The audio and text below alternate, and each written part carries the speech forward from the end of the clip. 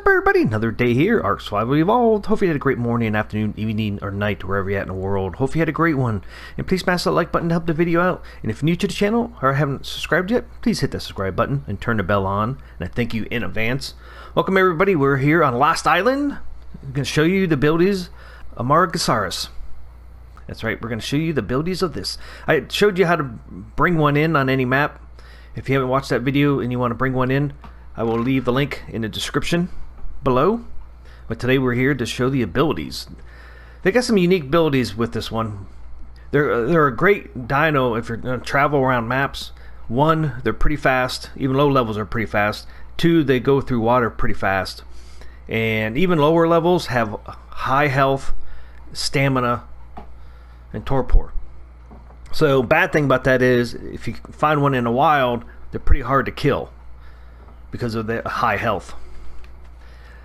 So that's one nice thing about this dinosaur. Of course, I'll show you my health, but this is a high level, so of course it's going to have, you know, a lot of health. This one has, you know, 55,000 health. Stamina is 10,000, but it is a high level. But even the lower levels have high health and stamina. Keep that in mind, especially if you find one in the wild. They'll be really hard to kill because of that. Okay, the first ability, of course, if you're walking, you press down the left joystick, makes them run. And then another nice feature they have now on this one, if you hit the X button, it enables fixed movement. When it's enabled, you can look around all you want, but the dinosaur is just going to still go the same direction.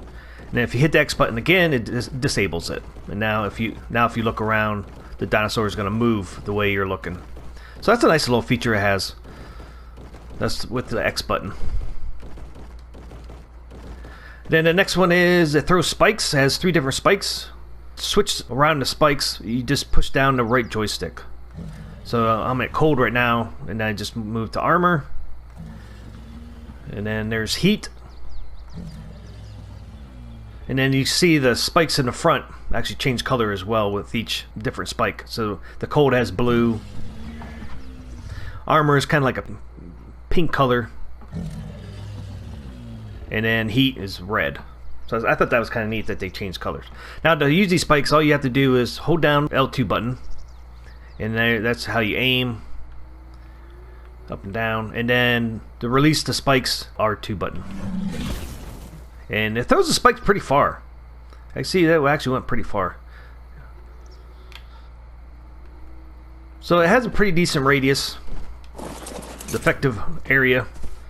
And then if you want to pick up the spike, you just come up to the spike and you just hold down the triangle button and then you demolish it. They last about a minute. So if you're fighting something, I mean, you can put a bunch of those spikes around, because as you see the bottom left hand of the screen, you can see where it says heat and then they have spikes. I have 20. There is a little cooldown period between the spikes you can throw, but the cooldown is pretty fast.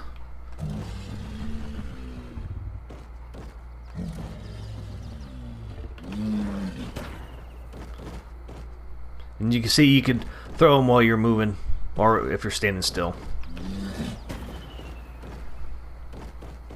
But you see down there on the left hand of the screen there, it brings spikes back pretty quick.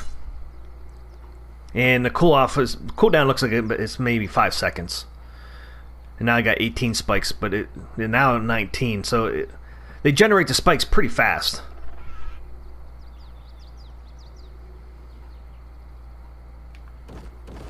And then the other thing is you can actually retrieve spikes from these things. So all you have to do is come up to your inventory wheel, hold down your triangle button, bring up the wheel, and then there it is right there. Retrieve spikes.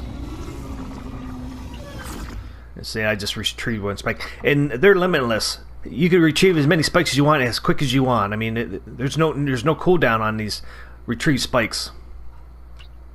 And the purpose of these spikes are, and they don't stack either. The purpose of these spikes are if you have a tree sap tap, they will increase the speed and quantity of the sap. So that's what you can use these spikes for.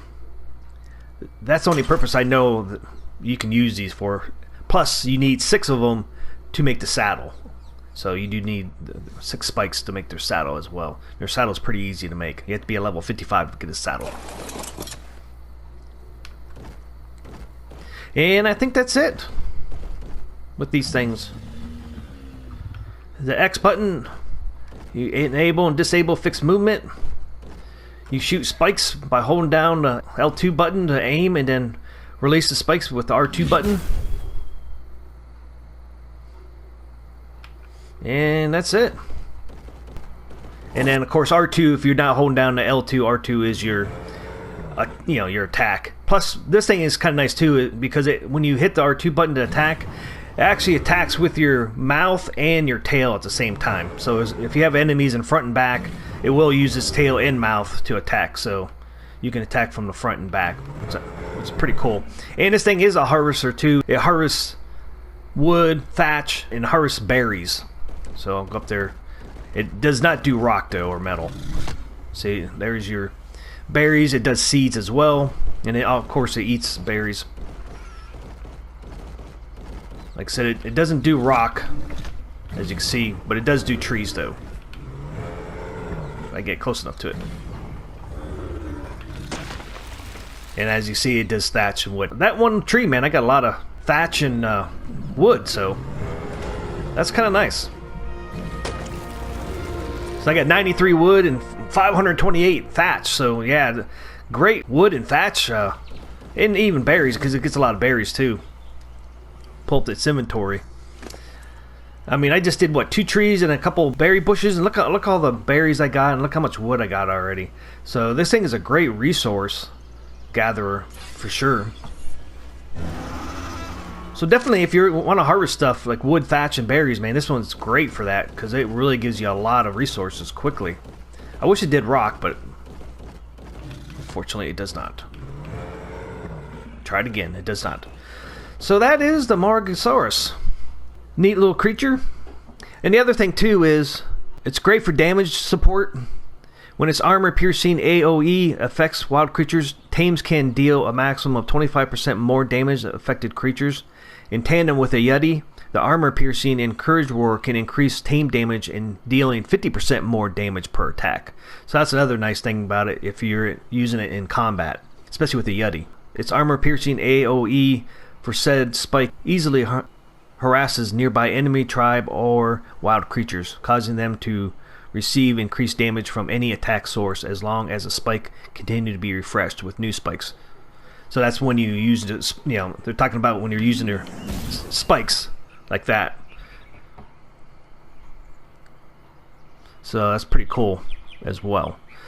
Have any questions, comments, concerns? Leave them in the comment section below. If you liked the video, please hit that thumbs up for me. If you haven't subscribed yet, new to the channel, please hit the subscribe button and turn the bell on. And I thank you in advance. And until next time, I will see ya.